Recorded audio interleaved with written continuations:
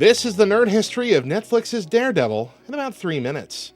When Marvel's Daredevil landed on Netflix on April 10th, 2015, it felt like Marvel had wandered into a crime novel and decided to stay there. Drew Goddard developed it, Stephen S. DeKnight ran Season 1, and instead of opening with a polished superhero in a perfect costume, the show made you wait. Matt Murdock spends the early run in that black improvised vigilante outfit, which was a nice deep-cut nod to Frank Miller and John Romita Jr.'s The Man Without Fear origin comic, before the red suit finally shows up at the end. That patience was kind of the whole trick.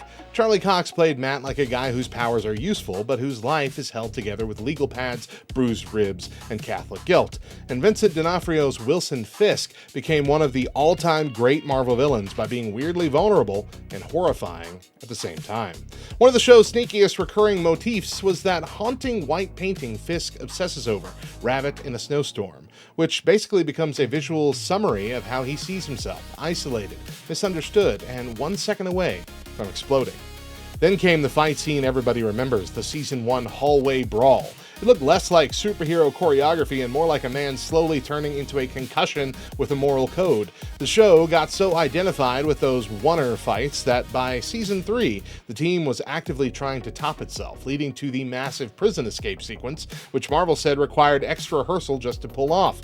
Season 2 dropped on March 18th, 2016, and did the most comic book thing possible. It made the world bigger and messier by throwing in John Berthnall's Punisher and Aloni Young's Elektra. That gave the show two very different headaches at once. Frank Castle, who challenged Matt's no-kill code, and Elektra, who challenged basically every other bad decision Matt was already making.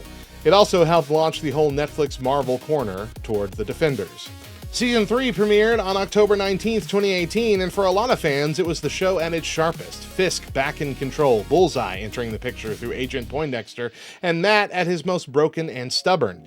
Then Marvel announced the cancellation on November 30th, 2018, which only boosted the show's legend. It had gone from that Netflix Marvel show to the one people would not stop demanding back.